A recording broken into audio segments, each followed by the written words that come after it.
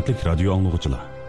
Hazır Amerikalik məşhur yazğıcı Elis Wharton'ның Şinjan Xalq Nəşriyyatı tərəfindən nəşr qılınğan G'ubarsız Yıllar namlıq romanını anlatımız. O sel hayranlıq içində qədimini toxtatdı. Dəl muşu çağda modağa xas kiyingan ikki yigitning mush yoqqa kelayotganligi Archerning ko'ziga chiliqdi. Ularning uchisidagi plaj va galstuk ustiga otib olgan grip sharpisi bahli tunish bilindi. Bundaq salohiyatdagi yigitlarning ziyofatga shuncha boldirib menishidan Archer sal hayron bo'ldi. Yaqin yerda o'tirdigan Regi Chiferis xotinning bugun kechda bir qanchaylarni Delledis Nelsonning o'rinlashidagi Romeo Jolitani ko'rishga taklif qilganligi olishibli esiga keldi. U bu ishkaylan shulardan bo'lsa kerak deb o'yladi. Ular bir ko'cha chirg'ining ostiga kelishiga Archer ularning Laurnis Lifertis bilan kichik Chiferis ekanligini ko'rdi. Oraniska xonimning qo'lidagi singib kirish kuchiga ega ashu harorat yiqimni his qilganda, "Xalqlar Oraniska xonimni Beaufortning ishiga oldida ko'rib qolmasa bo'ladi" deydigan xiyol Archerning kallasidan burilib chiqib ketdi. "Mana endi sizni ko'ralaydigan bo'ldim. Bu azobdan qutuladigan bo'ldik." Bu gaplar Archerning og'zidan ixtiyorsiz chiqib ketdi. Nima deyotganligini o'zimi toza anqiramay qoldi. Archer uningga qarab turayotgan chaqda do'xmushning yana bir tarafiga kelib qolgan Lifertis bilan Chiferis o'zini bilibla 5-ko'chani kesib o'tdi va hash-pash tugicha ko'zdan yutdi. Erlar ittifoqligining bu xil o'lchimiga Archer o'zimi doim rioya qiladiganlardan edi. Ammo hozirgi ikkilarning qiliqi uning nervisiga tegdi. Oraniska xonim nimani o'ylaydigandi? U mushu holatda o'tivasi bo'ladi demdigandi. Agar undaq bo'lmasa, yana qanday xiyoli bor? Ata cho'qim siz bilan ko'rishmasam bo'lmaydi. Ikkimizga xos bir yana topayli, dedi Archer. Ovozi o'zining qo'liqig'imi xuddi g'azab bilan aytilgandek anglanib ketdi. Oraniska xonim arsodiliq ichida Payton tarafga siljidi. Biroq men momamning uyida turman. Demakchi bo'g'inim hozircha U to'liqlab qarmoqqa o'z planini o'zgartganligi to'g'risida tushuncha berib qo'yishni zarur topgandek qiladi. Ikkimizga xos bir yana topayli, takrorladi u. Oraniska xonim susqini kulib qo'ydi. Bu Archerning jinidan o'tib ketdi. Biroq bu yerda xotir saroy degandek joylar bo'lmasa, san'at muzeyi bor, bog'chida, dedi Archer u sal arsalda bo'layotgan fursatda. Saat 2:30da darvozada. Oraniska xonim javob bermay, burilibla Paytonga chiqdi. Payton ketayotgan chaqda badanini oldiroq so'zgandek qildi. Qarang'uda qo'l pulanlayotgan bo'lishi mumkin deb faraz qilgan Archer uning orqasidan qarag'anicha turib qoldi. Mushu paytda o'zi chin qalbidan suydigan ayol bilan emas, balki burunli ko'ngli sovib tashlayotgan ayol bilan xo'shlashayotgandek, uning oldida hissiyot qarzi bordek his qilib qoldi. O'zining yuqorqidek ko'na gaplardan qutulolmaganligini bayqab, o'ziga achchig'i keldi. "U cho'qim keladi", dedi u mansitmaslikka yiqilishib ketadigan holatda o'ziga. Markaziy shahar muzeyi deb ataladigan bu g'alit qurilish cho'yun va rangli kahishdan bitib chiqqan. Ichida rasm ko'rgazma galereyasidan bir qanchasi bor edi. Orasidagi biri qiziqarli ishlar tasvirlangan rasmlar bilan to'lgan. Ular Wolf saqlamalari deb ataladigan bu eng olqishga sazovar galereyadan o'zini qochirib, koridorni bo'ylab bir uyga kirdi. Ichiga tizilgan Chaddos Nora qadimiy yodgorliklari hech kim diqqat qilib ketmaydigan yolg'izlik ichida asta-asta xo'rmoqda edi. Ishkaylan yolg'izlik qoplagan bu joyga kelgandan keyin markaziy radiator atrofidagi o'rindiqda o'ltirib, qora sandalyaga o'rinlashtirilgan aynak ishkaplarga jimjitlik ichida tikildi. Ishkap ichiga yerdan qezvilingan yonposh so'ngaklarning parchalari tizilgan edi. Ajoyib ish, dedi Oraniska xonim. Bu yerga zotli kelib baxmabdi ekanman. Ha, meningcha kunlarning birida bu yer bir qaltis muzeyga aylanadi. Ras, dedi Oraniska xonim ko'ngli bir yerda emasdek holatda. Oraniska xonim o'rnidan turib uy ichida u yoqdan bu yoqqa menishga boshladi. Archer uning yengil harakatlarini kuzatganicha joyida o'ltiraverdi. U qalin tevitliq palto kiyib olgan bo'lsa-mu, harakatlari kichik qizlarnikiga o'xshaydi. Xurum bo'kiga bir tal qaqir peyi noita abchillik bilan qistirilgan. Ikki zangiqiga tushib turgan burmusimon pelakdek sochlari qo'liqi yinida tavirnib turadi. Archerning xiyoli o'zlari dastlabki ko'rishgan chog'larda doim paydo bo'ladigan heliqidek holatga o'tib, uningdagi yiqishliq alomatlarni boshqalardagilar bilan farqlantirishga markazlashib qoldi. Arqadan Archer o'rnidan turib, u qarab turayotgan sandiqning oldiga keldi. Sandiqning aynak tagchisi to'nug'siz bo'lib ketgan qochquchilar, bezak buyumlari va shaxslar ishlatadigan buyumlarning chiqindilari bilan to'lgan edi. Bularning ichida aynakdan, loydan ishlanganlari bor edi. Rangi o'ngib ketgan mis buyumlar ham vaqt xiralashtirib qo'ygan boshqa buyumlarmi ko'zga alohida tashlanib turadi. Odamga to'limi shafqatsiz bilindi ekan, dedi Oraniska xonim. Vaqtning o'tishi bilan hamma narsa o'z ahamiyatini yo'qotadi ekan. Xuddi mushu narsalardeklar. Burunli unutib ketilgan ash kishilar uchun aytganda, bu narsalar ayni chaqlarda to'limi qimmatli narsalar hisoblansa kerak. Mana bugungi kunga kelganda bu narsalar kishilarning paras qilishi uchun mikroskop ostiga qo'yilibdi. Hamda texi ishlatilish o'rni aniq emas degandek izohatlar chaplanibdi. Shundoq. Biroq shuning bilan bir vaqtda uchisiga tiolin terisidan tikilgan palto kiygan, qo'llarini abjilgina yanglikiga tiqib olgan Oraniska xonimning shilapisi xuddi suzuk niqobga o'xshash burun uchida sangilib turadi. Archer og'ash kelgan ruxsar gul uning qo'llarida tez, ritmli nafaslarga agishib, yenik tavirnib turadi. Mushundoq jalbkor badan va rangi ruxsarmo kishi qalbini g'ash qiladigan qonuniyatning ichida o'zgarib ketish holatidan qechib qutulolmaydi. Bu haqiqatan odamning aqli yetmaydigan ish. Shuning bilan bir vaqtda hamma narsa shunchalik muhim. Faqat sizga munosabatlik bo'lsa-la, dedi Archer. Oraniska xonim nimani durib bir narsani xiyol qilayotgandek Archerga qarab qo'ydi-da, yana safadagi o'rniga qaytdi. Archer uning yeniga kelib o'ltirdi. Bu o'ltirishdan kutish ma'nosi chiqib turadi. Ashu quruq o'ylardan kelayotgan oyoq tevishi tuyuqsiz qo'liqiga kirish bilan Archer vaqtning qisab kelayotganligini darhol his qildi. Menga nima demoqchisiz? Oraniska xonimmi o'xshash ogohlantirishni topshirib olgandek qiladi. Nima demoqchidim? Dedi Archer shu hamon. Meningcha, Nyu-Yorkka kelishingiz qo'rqishdan bo'lgan. Nimadan qo'rqibdiman? Washingtonga izlab berishimdan. U beshini tuvan selib, yanglikiga qaradi. Archer uning ichidagi qo'llarda ansizlikdan paydo bo'layotgan titrash alomatlarini aniq ko'rdi. Shundaqmi? Ha, shundaq, dedi Oraniska xonim. Qo'rqibsiz. Ba'zi oqibatlarni tasavvur qilibsiz. Shundaq. Ba'zi ishlarni oldin o'ylab yetdim. Hay, undaqda nima bo'ladi? Hay, yanada mushunda qilganimiz yaxshiroq ekan. Undaq emasmi ya? Oraniska xonim so'zlarini savol intonatsiyasida so'zibroq aytdi. Yaxshiroq ekan. Mushiningda boshqalarga epkilgan azobimiz ozroq bo'ldi ekan.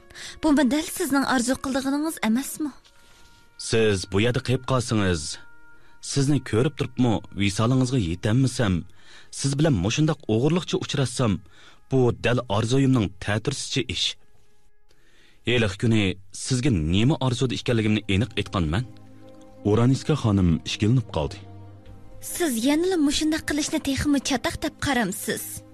Necha yuz asli chataq. Archer sal turvag'andan keyin so'zini davomlashtirdi. Sizga yolg'on aytish nihoyatda oson. Biroq fakt shuki, meningcha bu ahvol odamni to'limi azoblaydi. Ha, men shunday o'ylayman. Oraniska xonim tovlivatdi ham ko'ngli orom topgandek kichik tinib qo'ydi. Archer taqatsizlik bilan o'rnidan chachirab turdi. Ay, mushundaqkan, qani deb beqinglar. Sizningcha eng yaxshi chora zodi qaysi? Oraniska xonim beshini tuvan soldi. Yangilik ichidagi qo'llari birdam tutishish, birdam qo'yib etish harakatlarini to'xtamay takrorlaydi. Yeliqqa oyoq tivishi barg'ancha yaqinlashdi. Pöpüklik bök kiygan muhofizatchi uyini kesib o'tdi. bu ikkilan birli vaqtda ko'zlarini uduldagi sanduqqa tikdi. Archer yana og'iz ochdi. Sizningcha qanday qilsak texim yaxshi bo'lar? Oraniska xonim javob bermay zo'rg'a kulib qo'ydi. Momam bilan birga turishga ma'qul bo'lishimdagi sabab bu yerda xatar yo'q deb qaraganligimda. Mening xatarim yo'q, shundaqmi? Oraniska xonim beshini sal tuvan qildi.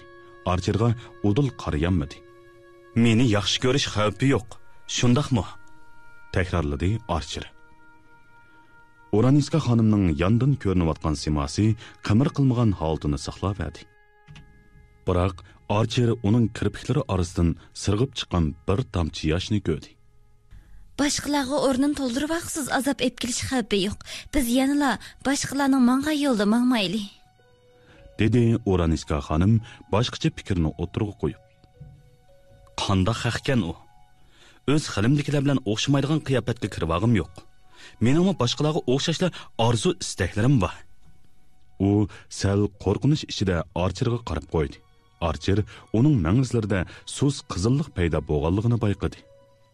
Agar yeningizga bir berib, ondan uyga qaysam bo'lamdi. Oraniska xonim dodilligiga edib suzuk, ammo past ovozda so'radi. Qiziq qo'llari mengisiga tepgan yigit eng qadrligim devatdi. Badini qimirlabmi qo'ymadi. Uning bu holatini yuragini ikki qo'llab tutayotgan holatda tasavvur qilishga bo'ladi. Xuddi olqiniga liqqida suv to'shqizilgan bir istakanni elib olgandek, sal tavrab kesila to'kilib ketadigandak ehtiyot qilmoqda edi. Oraniska xonimning oxirgi gaplari qo'liqiga kirganida uning chiroyi yana tutilib ketdi. Uyga qaytaman deganingiz qanday gap? Erimning uyiga qaytaman. Meni qo'shiladi deb xiyol qilyapsiz? U beshini ko'tarib, tengirqash nazarda Archerga tikildi. Boshqa yana nima chora bo'lsin? Men bu yerda turaverib, menga bag'rini ochgan ash kishilarga yolg'on so'zlasam bo'lmaydi-da. Dal mo'shu sababdan siz bilan yiroqlarga ketay deyapman-ku. Turmushimni qaytadan boshlashimga yordam qilgan ashu kishilarning turmushini vayron qilib etamdiman. Archer o'rnidan sakrab turdi. Boshlarini tuvan qilib uningga qaradi. Qalbi tasvirligisiz bir xil umidsizlik bilan to'ldi. Asli Archer qilchi kuchimayla ma'qul. Keling. Yenimga bir qaytim keling. desi bo'laveradi. Ma'qul bo'lgan ishda uning qaror qilish huquqini o'ziga topshirdiganligi, vaqti kelganda erining qishiga qaytmaslik to'g'risida nasihat qilishning qiyinga to'xtamaydiganligi Archerga ayon. U tilining uchiga kelgan gapni teshiga chiqaramadi. Oraniska xonimning samimiy sodiqlik chiqib turgan ashu holati Archerning uni doim ko'rilgan ashundaq to'zaqqa yengiltaklik bilan tushirishiga hargizmi imkoniyat bermaydi. Agar uni keling desam, uni yana ketkizib yetishimga to'g'ri keladi, deb o'ylaydi Archer ichida. Buning oqibatini tasavvur qilib bo'lmaydi. Biroq uning namdalgan mangizlarga soy tashlab turgan kirpiklarga qaraganda Archer tavirnib qoldi. Nemalar degan bilan Archer yana og'iz ochdi. Bizningmi o'z turmushimiz bor. Amalga oshirolmaydigan ishni o'ylaganingmi foydasi yo'q. Siz nurg'un ishlarda betaraflamalikdan xoli nuqtada tura olasiz. So'zingiz bo'yicha aytganda, siz Gorkonning chiroyiga qarashga odatlangan. Shundaq turuqliq bizning munosabatimizga to'g'ri qarashga nemishqa petinolmaysiz. Nemishqa realiy nuqtadan qaramaysiz. Buni zodali tushunamadim. Buning uchun badal to'lashga arzimaydi deb qarasangiz, u boshqa gap. Umu o'rnidan turdi. Qo'shimlari ishtik turildi, lavlari ching yemirildi. Siz bundaq desangiz, undaqda cho'qim ketaman. U so'zligach yanchuq soatini chiqarib qarab qo'ydi. U burilib mangdi. Agishib bo'lgan Archer uni beg'ishdan tutib olib, "Hay, undaq bo'lsa, qishimga bir keling", dedi. Uningdan ayrilib qilayotganini o'ylagan Archer shiddat bilan burildi. Shu qisqagina daqiqalarda ular xuddi raqiblardek bir-biriga qarishib turib qoldi. "Qachonliqqa?" qistab so'radi Archer. "Atimi?" U arsalda bo'lib qoldi. "O'g'illiki bo'lsin. Eng qadrligim", devatdi u yana. u qo'l beg'ishini tatib oldi, biroq ularning ko'zlari bir-biriga qarashayotgan holatini qisqa vaqt saqlab qoldi. Oraniska xonimning tatarg'an chiroyidagi chaqnab turgan qalb nurini ko'rganida Archerning yuraklari tashvishlik so'qib ketdi. Muhabbatning bunchalik yorqin bo'ladiganligini azaldan ko'rib boqmagandek his qildi. Voy, kechikib qolgan bo'ldim. Xo'sh, bo'ldi, oldingizga mengayvermang. Xuddi Archerning qarashlaridan cho'chib ketgandek, Oraniska xonim uzun o'ylanni bo'ylab ketib qoldi. Darvozaga borganda to'xtab, kayniga burildi-da, qo'l pulang'itib, qisqali xo'shlashdi.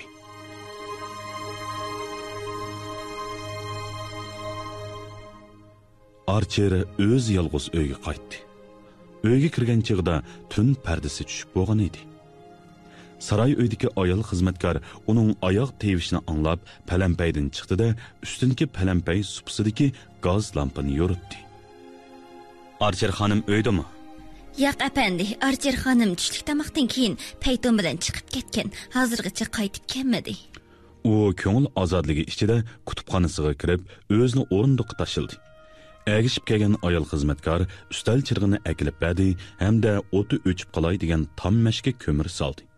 U chiqib ketgandan keyin Archer jaynaklarini tiziga qo'yib, ingaklarini tutqunicha tom mashdagi o'tqa tikilib o'ltirib ketdi. U shu yerda o'ltiraverdi. Xiyollari chigishlashib, vaqtning o'tib ketayotganligini unutib qoldi.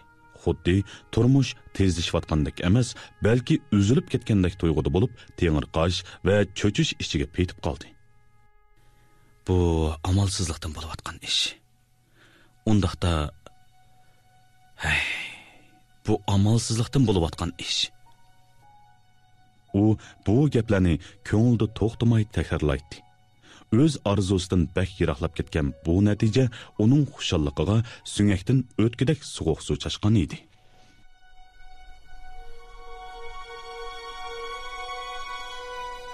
Eshik ochilib, May kirib keldi. Bak kesh qoldim.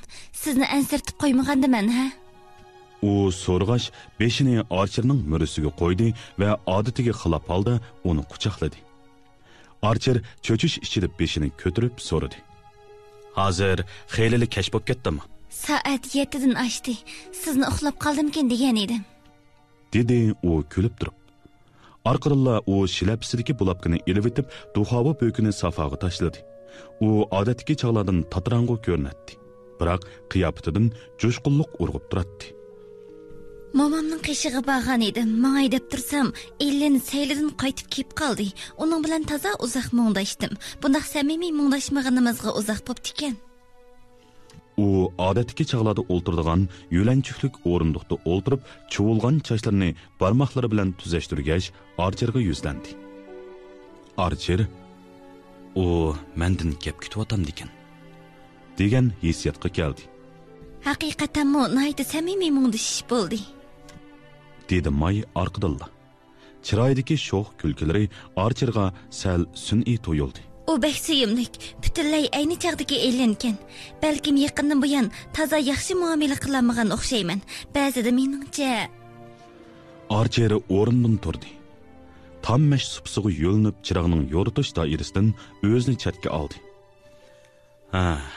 Sizningcha uning gapini to'xtatib olganligini ko'rib, Archer yana bir qitim takrorladi. Bundaq ko'p gap qilishga odatlanmagan bo'g'ashqa sal hozirab qoldi. Lavlari qiya ichilgan, mang'izlari qizargan holda o'ltirdi. Archer uningga qarab Saint Ostali missioniga qarashli rayondagi bog'chida uning yuzlari esilib, qizargan ashu holatini esiga oldi. Archer uning ko'nglida o'xshashla yo'shirin tirishayotganligiga, o'zining normal tasavvuridan xalqib ketgan ma'lum ishlarga muomala qilayotgandek taqozo bo'layotganligiga diqqat qildi. U Ellenga o'sh. Biroq bu xil tuyg'udan qutulish ko'yida bu maqsadiga yetishda mening yordamimga erishishni umid qiladi. deb o'yladi Archer ko'nglida. Bu xiyol Archerni qattiq ta'sirlantirdi. Ikkilan orasidagi sukutni bozib, gapning o'chig'ini qilish orqali uning apusiga erishish tuyg'usi Archerning ko'nglida xeyli chaqlog'icha quturdi. Jamiyatimizdaglar ba'zida uning sababidan xilli parakanda bo'ladi. Buni sizmi bilasiz? Dedi May orqadilla. Shundaqmi? Başta hammamiz imkon va uningga yordam berishning ko'ydi bo'ldik. Biroq u buni zotli tushunmagandek qiladi. Mana hozir uning Beaufort xonimni yo'qlig'isi kelib qapti. Yana kelib momamning paytoni bilan beribdi texi. U burilla Van der Lutten arayollar bilan o'chakishib qoldimikin deb ansirayman. Ohoy. Archer taqatsizlik bilan ochiq kuldi. Ikkalan orasida amdil ichilgan eshik yana qaytadan yepildi. Kiyim yengishlaydigan vaqtimiz bo'lib qopti. Tamoqni sirtda yeymiz. Shundaqmi? Archer so'rg'ash Tom mashning yenidan ketdi. Maymo o'rnidan turdi. Biroq Tom mashinada izlangilik qilishni davomlashtirdi. Archer yenidan o'tganda May uni tutib qolmoqchi bo'lgandek hayajon ichida oldiga bordi. Ko'zlar uchrashdi. Archer Jersey shtatiga mengish uchun xo'shlashganda ko'rganidek uning ko'zlarida yana yosh lig'irlab turganligini bayqadi. U qo'lichini kang yeyib Archerning bo'yniga kira soldi. Yuzlarini uning yuzlariga ching'adi yoqdi. Bugun tex meni suyib qo'ymadingiz-jimi? Shivirladi May. Archer uning o'z bag'rida titrayotganligini his qildi.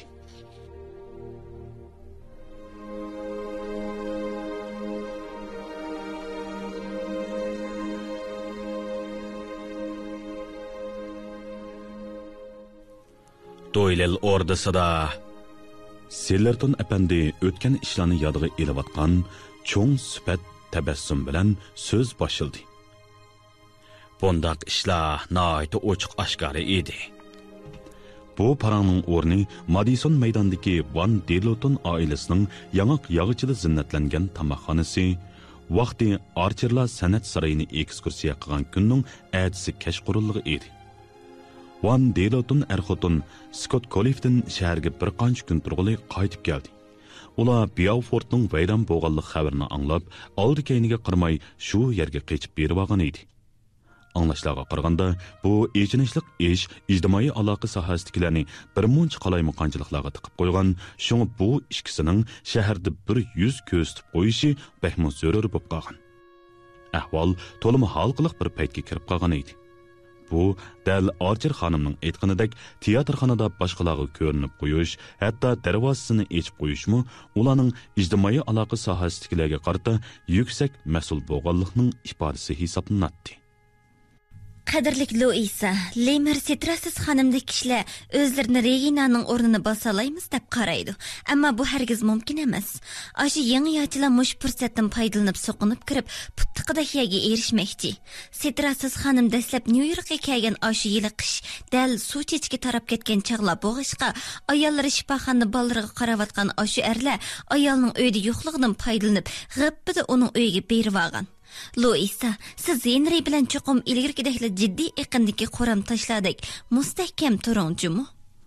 degan edi Archer xonim. Van der Lutten er-xotin mundaq chaqiriqlarga qo'liqini yopirib turib olmaydi.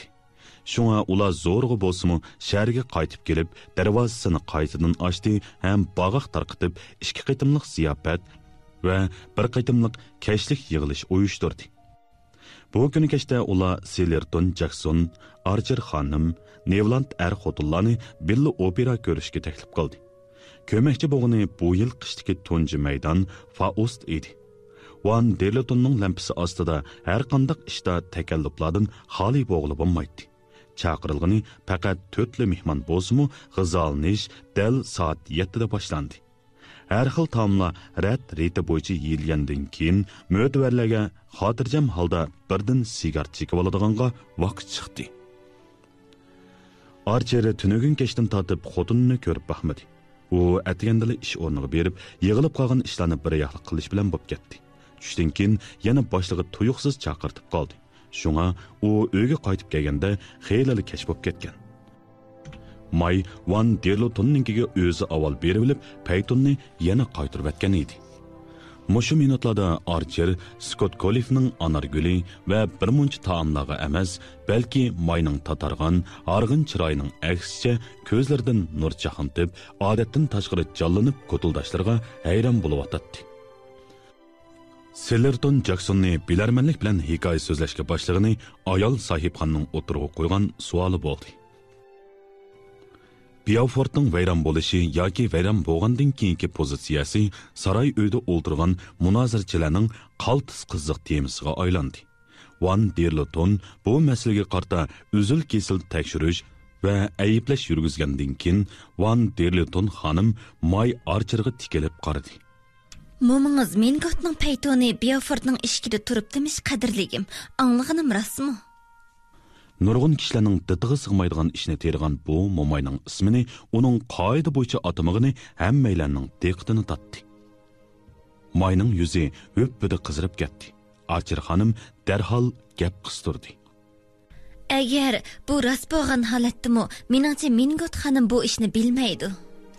Ha, sizning qarashingizcha Van der Leyen xonim gapini to'xtatib olib, eriga lappida qarab qo'ydi. Ehtimal.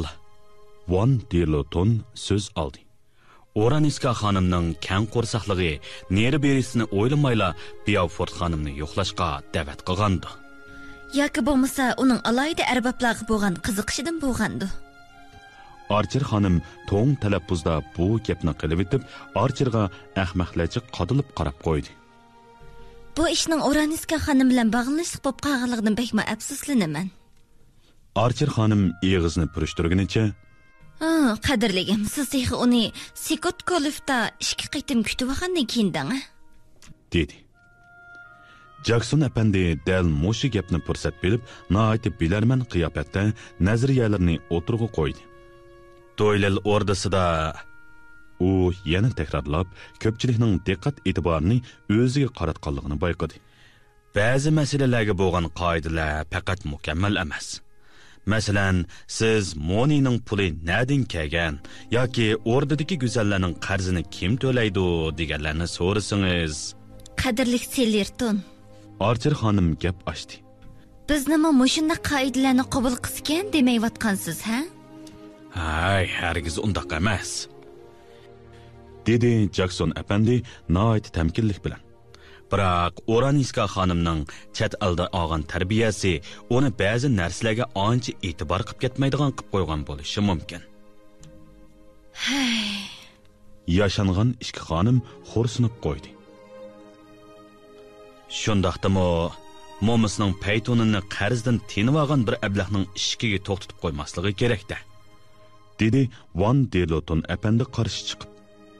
Archer cho'qim 23-ko'chadagi heliqi kichik uyga avatgan ashu bir necha dasta chinigul yodiga yetib qolgan bo'lsa, u shuningga ochiqlanib ketib deb qiyos qildi. Unisi aniq. Men izchil uning masalaga bo'lgan qarshi boshqalarga o'xshamaydi deb keldim-ku. Dedi Archer xonim yig'inchoqlab. Mayning peshonasiga yana qizillik yamashdi. O'ttirsida o'tirgan eriga qarab qo'yib, yeniklik bilan. Edi qilalaymanki, elin cho'qim yaxshi ko'ngli bilan shunday qilgan, dedi. Shallaq odamlar hamisha tuz ko'ngil keladi, dedi Archer xonim. Bu gapning uni aqliyolishi noayta tasga tushdigandek qiladi. Van der Leyen xonim ostag'ini qo'shimcha qildi. Agar u birarini tepib maslahat paqan bo'lsa, hay, u azaldan boshqalar bilan maslahatlashmaydi, dedi Archer xonim javoban. Bu chaqda Van der Leyen apandi xotiniga lappida bir qarab qo'yib edi, u o'rnidan turib Archer xonimga yenikini engishib ishorat qildi. Üç xonim valildab turgan ko'nglaklarining etaklarini ko'targanicha xuddi istak sug'urilib chiqib ketdi. Mo'tabarlar xotirjam holda sigaret chekishga boshladi. Van der Leyen apandining bugun kechda ta'minligini kechda opera ko'ganda chekadigan qisqa sigaret edi. Bu xil sigaret bekmi esil bo'lg'achqa, mehmonlar mangdigan chaqdimi sohibxonaning vaqtga bek riyoya qilib ketgandan sal afsuslanib qoldi. Birinchi parda tugishiga Archer hamrohlaridan qutulib, teatrxonaning lojlarining orqasiga qarab mangdi. U yerda Chifris, Mingot, Rochefort degandek nurg'un kishilarning mo'rilaridan surkilib o'tib, 2 yil avval Oraniskani tunji ko'rgan ashu oqshimidagi o'ringa qaradi. U bilib bilmay uning yana cho'ng Mingot xonimning lojasida paydo bo'lib qolishini orzu qildi. Biroq loja qop-quruq turadi. Toki Nelson xonimning suzuk, yuqori ovozi tuyuqsiz muama, nung muama ne to'lig'inicha u medir qilmay ashu lojiga qarab qaytib qoldi. Archer sahnaga qaradi. Tonuşluq çoğun ətirgül və kipinek güllük dekoratsiya astida bir egiz boy altın çaşlıq ayal, bir pakar boy qo'ng'ir çaşlıq azdurg'uchiga baş egmekdə. Onun gözü bir çörgülep may o'ltirgan o'rinda to'xtadi. U ikki cho'ng xonimning orsiga qisilgan 2 yilning oldidagi ashu kashtikiga o'xshashla o'ltiratdi. Ayni chaqda u Lofil Mingot xonim bilan yengili kelgan chet ellik navri hadisining o'ttirisida o'ltirgan edi. O kuni oqshimi oq ko'nglik kiyib olgan edi. Boya Archer uning uchisiga nima kiyib olganligiga diqqat qilmagan edi. Mana endi uning ko'ni pasunda gullik jiyak tutilgan ko'kuch oq rangdagi to'yliq yipak ko'ngligini kiyib olganligini bildi. New Yorkning ko'ni qoidasi bo'yicha bo'lganda, kelinchak to'y qilib, dastlabki 2 yilda bu qimmatli kiyimini kiyish kerak edi.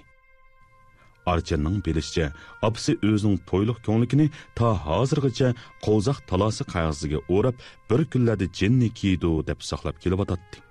Biroq jinni kulrang poplin ko'nglik kiydigan yoshga berib qolayli deb qolgan. Qiz qo'ldash bo'lishqimi bop kelmay qelyotdi. O'zlari Yevropadan qaytib kelgandan buyon Mayning u kelinchak ko'ngligini sanoqliqli kiyganini Archer tuyuqsiz o'ylab qoldi. Hozir o'ylamagan yerdan yana uchisiga selvog'inni ko'rib, ixtiyorsiz holda uning chiroyini 2 yilning oldidagi baxtga cho'milgan chiroyi bilan selishtirib qoldi. Agar yaqindan buyon Archer diqqat qilib qolgan harg'aligini chiroyiga hamroh qilib olmagan bo'lsa, u xuddi to'y kuni keshligi landish gulini tujiblab tutib olgan ashu holati bilan o'xshashda turgan bo'lar edi. Bu reallik Archerning bahli hissdoshligini qo'zg'adi. Uning soddaligi xuddi quchoqlashga tashna bolaga o'xshashla kishini ta'sirlantiradi.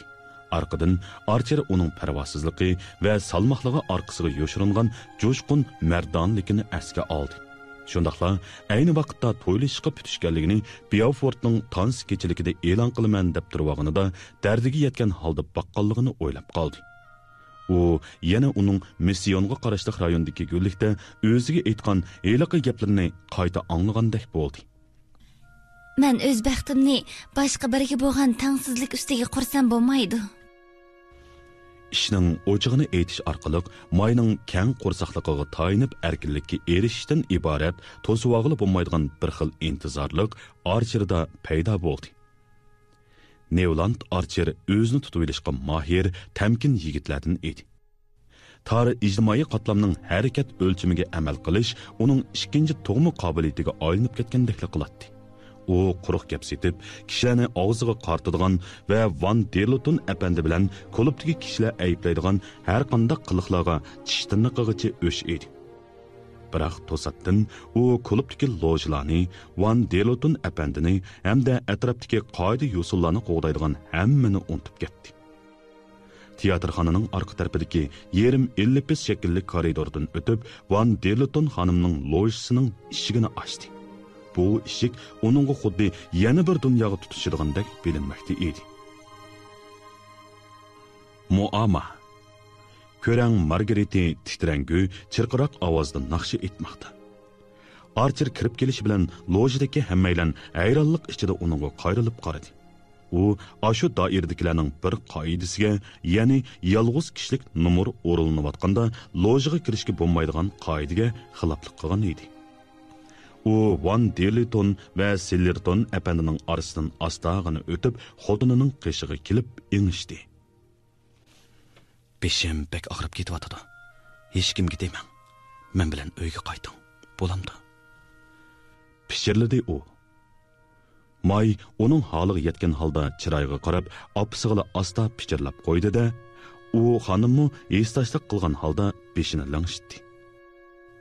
Ondan May yana Van Derlutun xonimga tumshuqini so'zib sharat qilib, xijilligini ifodalagandan keyin o'rnidan turdi. Bu dal Margareti o'zini Faustning qo'yniga tashlagan chaq edi. Archer Mayning chapanini kiydirib qo'yib o'tib, ikki cho'ng xonimning bir-biriga qarab qandoqdir cho'nqur ma'no yoshiringan qiyofatda kulimsirayotganligiga diqqat qilib qoldi. Ular paytunga o'ltirib mangdi. May qo'ringan holda qo'llarini uning qo'li ustiga qo'ydi. Mijazingiz yo'q bo'lib qapti. Ko'nglim bek yerim bo'vatdi. Har qachon ish o'rningizda ular sizni bek charchitib qo'ygan gap. Yo'q, undaq emas. Derizni ichib o'tay, bo'lamdi. U nima qilarini bilmagandek so'rg'ash derizning aynigini tushiribdi. Ko'chaga qadilib o'tirib, xotinining un-tinsiz ko'zitishiga, so'roq qilishiga duchor bo'layotgandek his qilib qoldi. Ko'zlarini lap-lap o'tib ketayotgan o'ylarga tikib turib oldi. Darvoza oldiga yetib kelgandan keyin paytondan tushishida Mayning puti ko'nglikiga ilmishib qoldi-da, mo'dirlib Archerning qo'yniga yiqildi. Oy, yaralanmagansiz. Uni yo'lib og'ish so'rdi Archer. Yo'q, biroq bechara kiyimim, qarang, u yirtilib ketibdi. U ko'ngli yerim bo'lib, to'pig'i melishib ketgan etaklarini ko'targunicha uningga agishib, bo'sog'idan atladi. Xizmatkorlar ularning muncha boldir qaytib keladiganligini o'ylamag'achqa, tagchiga birli gaz lampisini suv siqib qo'ygan edi. Archer ikkinchi qavatga chiqib, lampaning pelikini ko'tarib qo'ydi, ham tammashning ikki yenidagi ikki lampag'imi sarangida o't yoqdi. Parda yepib o'tildi. Uydagi illiq kayfiyat xuddi maxfiy bir vazifa ijro qilayotganda tonish kishi uchrab qolgan chog'dagiga o'xshaydi. Bu uningga boshqacha ta'sir qildi. Xotinining chiroyi tatirib ketgan edi. U buni ko'rib, "Ozroq brandi qo'yib beraymi?" Ha, hojati yo'q. May bu gapni deyotganda yuzi qizirib ketdi. Orqadan chapanini sog'ash so'zni davomlashtirdi. Darhol yetivag'iningiz yaxshimikin? Bu chog'da Archer kumush qutidan bir tal tamaki elvatdi. Archer tamakini tashlab qo'yib, doim o'ltiradigan tammash qishidagi o'rindiqqa kelib o'ltirdi. Hojati yo'q. Beshim uncha bek og'rimadi. U bir oz turib olib davomlashtirdi. Sizga deydigan bir ish bor edi. Intayin muhim ish. Hozirla demisam bo'lmaydi. May yo'lanchilik o'rindiqqa o'ltirib bo'lgan edi. Uning gapini anglab, beshini darhol ko'tardi. Shundaqmi qadrligim? So'radi u. Ovozi shunchalik muloyim ediki, kirish so'zni ozroqmi ayib ko'rmagandek pozitsiyasi Archerni behma hayron qoldirdi. May. Eg'iz ochdi u. U Mayning o'rindig'idan necha inglizchasi yiroqlikda uningga udul turvatadi. İkisi orasidagi mushinchilik oraliq olqib o'tishga bo'lmaydigan cho'nqur hangdek bilinmoqda edi. Uning gapi mushundaq rohat, jimjit muhitga zodi mos kelmaydigandek g'alit kayfiyat shakllandi. U yana takrorladi. Sizga bir ishni cho'qim aytishim kerak. O'zimga aloqador bir ishni. May o'rinda qimirma qilmay o'tiraverdi. Ko'zini chimchiqlatib qo'ymadi. Chiroyi yanada shundoq tatarang'u. Biroq ifodasi haddidan ziyoda xotirjam edi. U xotirjamlik go'yo uning ishki dunyosidagi bir kuchdan kelayotgandek qiladi. Archer tilining uchiga kelib bo'lgan ashu o'zini ayiblaydigan gaplarni yutib etdi. Bundaq ahmaydigan o'zini ayiblash va oqlashlarni qo'yib, gapning postkallasdan deyish maqsadiga keldi. Oraniska xonim dedi u. Biroq xotini bu ismni anglabla xuddi og'zingni yum degandekla bir qo'lini ko'tardi. Mushu harakatni qilganda lampa nuri uning qo'lidagi to'yliq uzukini julalantirdi. Hay, bu kechida nemishqa elini tilg'ib yurgidekmiz. U sal bezor bo'lgandek yuzini purishtirdi. Bu ishni baldurla deyishim kerak edi. May o'zini yanala noyati tamkin tutib Rastla zaruriyati bormi qadrligim? Bilaman, ba'zida uningga ancha adil bo'lamadim. Balkim hammamiz adil bo'lamagandimiz. Aniqki, siz uni men qaraganda bekrak tushunasiz. Uningga izchil nayt obdan muomala qilib keldingiz. Biroq hammasi o'tib ketdi. Endi tilga elishning nima hojati? Archer esangirgan holda uningga qaradi. Acaba o'zini bo'g'ib kelgan ashu xil xiyoliy hissiyot xotinig'imi yo'qolmadi? Hammasi o'tib ketdi. Bu nima deganingiz? U tushunamagan holda duduqlab so'radi. May yanala samimiy nazarda uningga qarab o'tiradi. Nima? Chunki u pat arda Yevropaga qaytmoqchi. Chunki momam uni qo'lladi, tushundi. Ham iqtisodiy jihatda eriga beqinmay, mustaqil yashag'idek o'rinlashtiradigan bo'ldi. May to'satdan jim bo'lib qoldi. Archer titrayotgan qo'llari bilan Tom Mashning bir burchigini tutib, o'zini orolga tirib oldi. Ham o'rinsiz xiyollarga qarata o'xshashla kontrol qilishga kirishdi. Men texi U xotinining heliqi tamkin ovozini yana angladi. Bugun kashqurun sizni ishxonada mush ishlarni bir yoqlik qildimikin debdiman. Meningcha bu ish bugun atiganda bekitildi-ku deyman. Archer tengir qilgan holda uningga tikildi. May uningdan ko'zlarini qochirib yerga qarab oldi. Yuzida bir xil tushungili bo'lmaydigan qizillik aks etdi. Archer o'z qarashlarining kishi chidab turg'usiz darajaga yetganligini his qilib ta'tir qarab oldi. Ikki jaynikini Tom Mash taxtasiga tirginicha yuzlarini etib oldi. Bir narsa uning quloq tubida g'op qilib qalaymaqan anglang'ili turdi.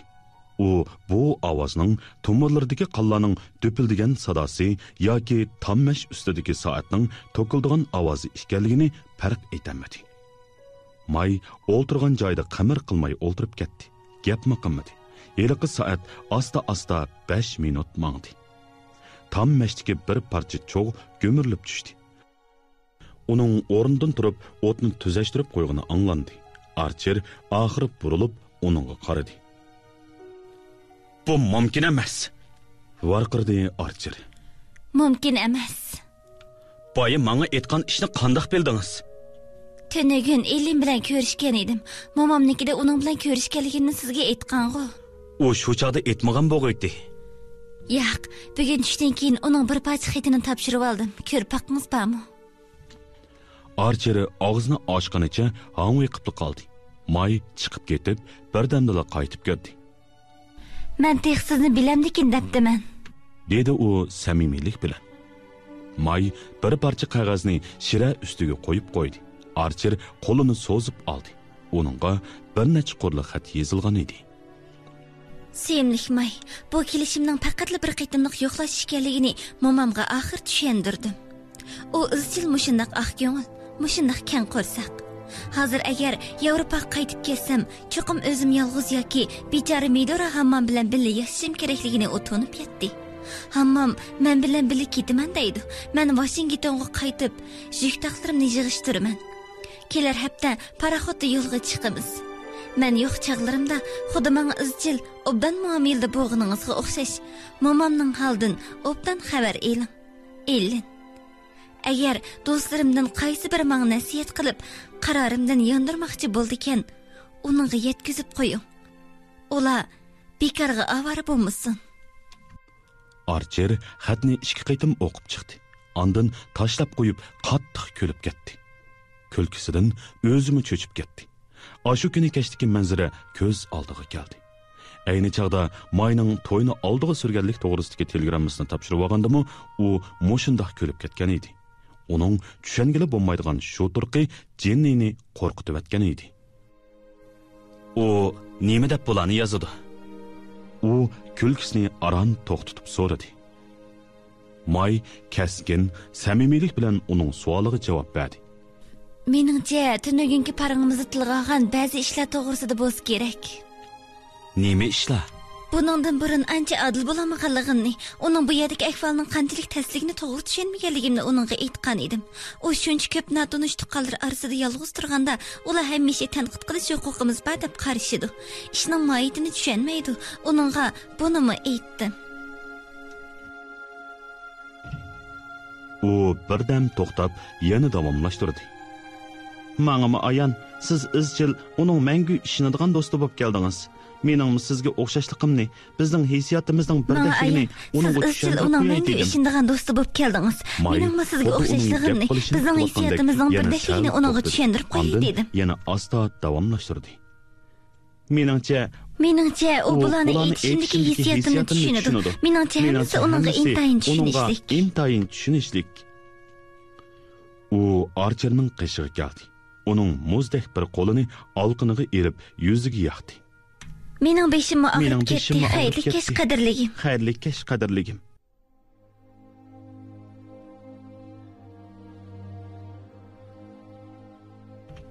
u mushularni deb bo'lib, yertilib, to'pig'i milinib ketgan ashu to'yliq ko'nglikini so'rgunicha ishga qarab mangdi. 33 bob. Archer xonim Velland xonimga aytganidek, bir jup yosh er-xotinlarning birinchi qitim mundaq katta murosim o'tkazishi qaltis ishi hisoblanadi. Nevland Archer er-xotinlar oila qurgandan buyon berasmiy holda nurg'un mehmonlarni uzatdi. Archer 4-5 do'stlarini chaqirib, birga g'izalashga amroq edi. Maymu opasining ayollik ishlarni bir yoqlik qilishni ko'rsatgan ulgusi bo'yicha mehmonlarni kulib qarshi oladi. Mubada u o'z yolg'iz qolsa-mu, boshqalarni mehmonga chaqiram. Eri buningdan gumonlanadi. Biroq u Mayning an'ana va oila tarbiyasida shakllantirgan qilibini oldirib etib, haqiqiy o'zligini namoyon qildira olishdan umidini uzgan edi.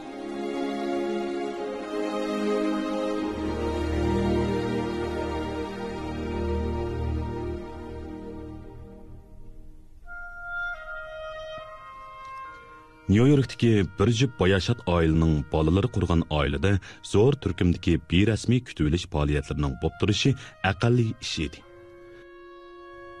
Velland familiyalik qiz Archer familiyalik yigit bilan to'y qilgandan keyin bu an'anaga rioya qilish texmi bosh tortib bo'lmaydigan burchga aylangan. Ammo cho'ng tipdagi kashlik ziyofat degan boshqa gapda. Buni uyushtirish osonmi? Bunun uchun bir oshpaz, ikki mulozim yollashqa, Rimning Punch sharqi, Xanderin gulxonasining atirguli, yana girvikiga oltin hal berilgan tamoq risolasi tayyorlanishi kerak. Dal Archer xonim aytgandek, Rimning Punch sharqi bo'lsa boshqacha bo'ladi. Gap aroqning o'zida emas, balki uning buyuk ma'nosida. U kulrang dumlik o'rdak yoki yiroq sharq toshbaqisi, ikki xil sho'rpa, bir so'g'uq, bir issiq tatliq pishiriq, qisqa yang, nursi ochiq ko'nglak va ravrus imtiyozli mehmonlardan derak beradi. Bir jup yosh er-xotinning birinchi turkum bog'oqni 3-shaxs nomida taqib chiqarishi haqiqatan qiziqarli ish edi. Ularning taklifini oshu peshqadamlar va qiziq nuqtaga aylanib qolganlarmi rad qilmaydi. Shundaqdimi Mayning Oraniska xonimni uzitish yuzasidan uyushtirgan bu ziyofatiga qatnashish uchun Van Derleton er-xotinning talabga binoan kelishi ko'pchilikning birdek cho'ng g'alaba bo'ldi deb ta'riflashiga erishdi. Mushundaq bir alohida tushdan keyinda ikkalanga qaynona bo'g'uchi ikki xonim Mayning saroy uyida o'ltiradi. Archer xonim eng qalin oltin rang jiyak chiqarilgan kartaga taom risolasini yozib atadi. Velland xonim bo'lsa palma daraxti va yergacha sangalab turadigan chiroqlarni qandoq esishga ko'rsatma berib atadi. Archer ishdan xeyli kech qaytdi. Uyga kelganda ularning texicha shu yadligini payqadi. Archer xonimning butun diqqati shiradagi tizimliklarga tikilgan edi. Velland xonim bo'lsa, girbaklarga oltin yaltilgan safani oldiroq tassa qandoq bo'ladiganligini dangsash bilan mashg'ul edi. Munda qilganda pianino bilan deriza orasidan yana bir bulung chiqog'ini bo'ladi. Ularning Archerga aytishicha, May tamoqxonada uzun shiraning o'ttirisiga qo'yilgan ashu bir to'p Jaxminno atirguli va persavshanni hamda shaxsimon shamdallar orasiga qo'yilgan qand gezak soladigan naqshlik kumush taxslarni tekshirish bilan oldirash bo'lib etibdi. Pianinoning ustiga Van Derleton apandi Scott Collifton akaldirgan cho'ng bir sivat katran guli tizildi. Umuman bu cho'ng ish boshlanish oldida barliq tayyorliklar doimli qoidalar bo'yicha taq qilindi. Archer xonim nemidir bir narsani xiyol qilayotgandek mehmonlarning tizimligiga qaraganicha ashu ushliq oltin qalamida har bir ismning orqasiga belgi urvatadi. Henry Van Derleton Loisa, Lofil Mingot Arayal, Regi Chifris Arayal, Laurenis Lifertis bilan Gertrude. Yaxshi, May ularni chaqirib to'g'ri qilibdi. Selfredki Mary oilasi, Selirton Jackson, Van Nevland bilan ayoli. Nevland vaqt nima degan tez o'tgan ha? Uning son qo'llash bo'g'ini tunugunki ishtakli turdi. Yana Oraniska xonim. To'g'ri, mushinchilik. Velland xonim kuyovliga mehr bilan qarab etib, Nevland, hammaylan cho'qim May ishkanlarni baksixiylik bilan obdan kutdi deydigan bo'ldi. dedi. Ha. dedi Archer xonim. Meningcha, may navr hadis orqali chet elliklarga bizning uncha ish uqmaslardan emasligimizni bildirib qo'ymoqchi o'xshaydi. Shuningga ishinaman elin cho'qim qattiq ta'sirlanadi. Meningcha u bugun tushdan burunla yetib keldimikin, bu murosim uningda eng oxirgi eng go'zal ta'sirotni qoldirdigan bo'ldi. Jiroq safarga chiqish oldidagi oqshom odati bekmo ma'nisiz bo'ladi. Villand xonim og'ziga tegmay so'zligil turdi. Archer ishga qarab mengvidi, qaynonasi to'g'lab to'xtatdi. Berib tomoq shirasiga qarab beqinga, maybek chochirib ketmasin. Biroq u anglamag'anga selib, ikkinchi qavatga chiqib, kutubxonasiga kirib ketdi. Kutubxona xuddi bir notanish chiroyning sipoyi qiyofatga kirib bilindi. U kutubxonasining radga silinganligini, jabdulg'anligini, küldan ve qarg'ay yog'ichida yasalgan qutilarmu donolik bilan qo'yilib, mo'tibarlarning tamoq chekishiga taxlanganligini payqadi. Ish qilib, uzoq ishiltib ketmayman-ku. U mushularni o'ylag'inicha pardasxonaga chiqib ketdi.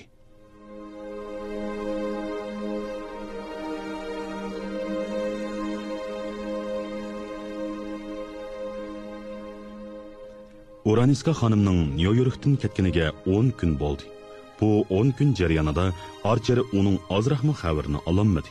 Faqat talo qog'oziga o'ralgan pet qaytirib etilgan oshqushnalar topshirib oldi.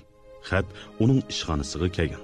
Konvertikisi Oraniskaning pochirkisi edi. Uning eng oxirgi o'tinishiga berilgan bu javobni aslida odatdagi bir o'yinning tipik qadam bosqichi deb qarashga bo'ladi. Biroq Archer uningga boshqa bir ma'no kirgizib qo'ydi. Oraniska yanada qarshilashadigan qiynalish ichida o'tadigan bo'ldi. U faqat Yevropaga qaytdi. Erining qishig'i emas. Shunga hech qanday ish Archerning uni qo'g'lishib berishiga to'salg'i bo'lmaydi. U kayniga qaytirg'ili bo'lmaydigan ashu qadamni tamomlasila, ham kayniga qaytalmaydiganligini uningga isbotlasila, u hargizmi Archerni qo'g'lib etmaydi. Buningga uning ishonchi bor.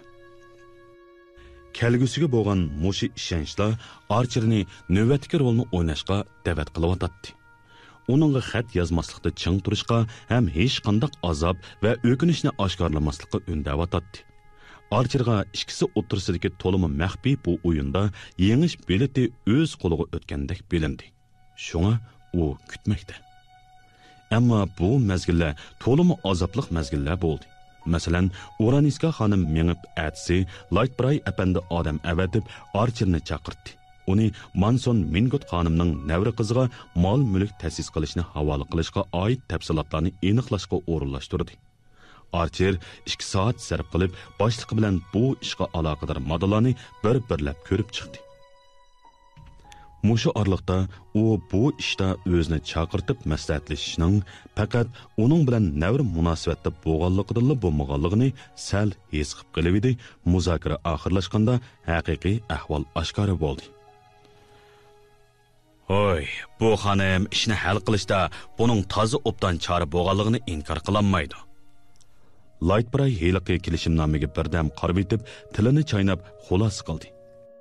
Amaliyotda demasam bo'lmaydi. Har qaysi jihatdan aytganda, uningga behli kengchilik qilingan bo'ldi.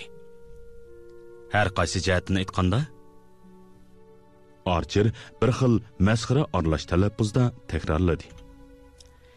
Eri uning o'zining pulini o'ziga qaytarib berish taklifini beribdi. Devatqiningizmi shumi? Lightbrayning qo'yuq qoshlari likildab ketdi. Apandi, qonun degan qonun. Xotiningizning navri hadisining to'y ishi Fransiya qonunining cheklamasiga uchraydi. Oraniska xonim uning nemidan derak berdiganligini obdan tushunsa kerak. U tushunsimi, keyin yuz bergan ishlar. Archer so'zni to'xtatib oldi. Lightbray qalamning dastisini qo'rilib ketgan yo'g'on burnining uchiga tiradi. Ham nazarini qalamning dastisini bo'ylab pastga yo'tkadi. Chiroydan yanala obro'yliq mo'tibarlarning o'g'lini ogohlantirmoqchi bo'lib, axloq fazilatli bo'lish aqlsizlik qilganlik emas, demoqchi bo'layotganidek ifoda chiqib turadi. Apandi, grafning sabarligini yeniklatgim yo'q. Biroq yana bir jihatdan o'zimga avarchilik tepib olganmi yo'q. Uningga nisbatan ishlar texi taqobil turg'udek holatga kelib qolgani yo'q.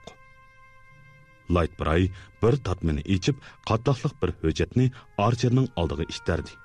Archer hujjatni ichibmi qo'ymadi. Uning fikriga radiya berish maqsadimi bo'lmadi. Buning bilan advokat apandining sal kursi tushib, yana so'zni davom qildi.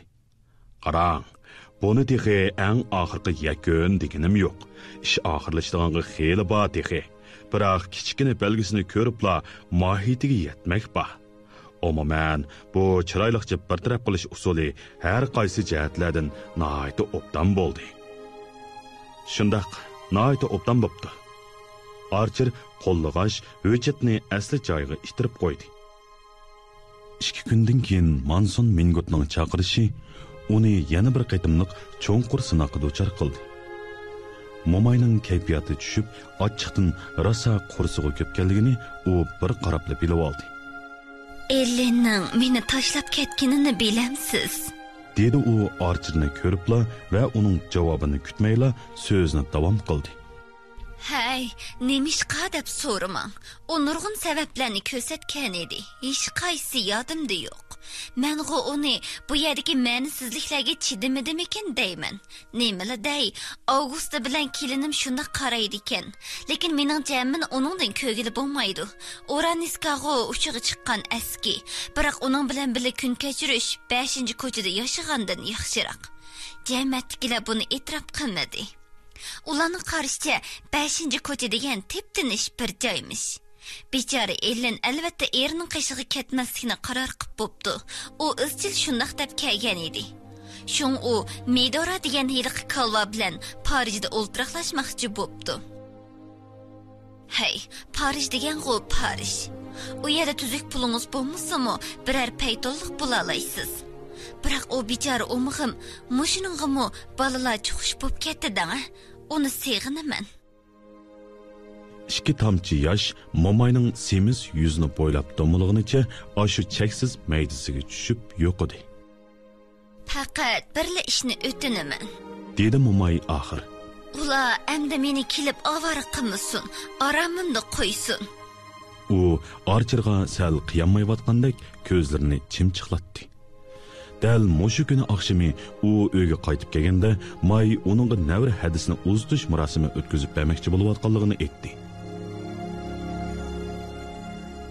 Hurmatli radio anglag'uchilar, Amerikalik mashhur yozuvchi Edis Whartonning G'ubarsiz yillar nomli romanini bugun mush yergacha anglatdik. Davomini atigi programmamizda anglaysizlar.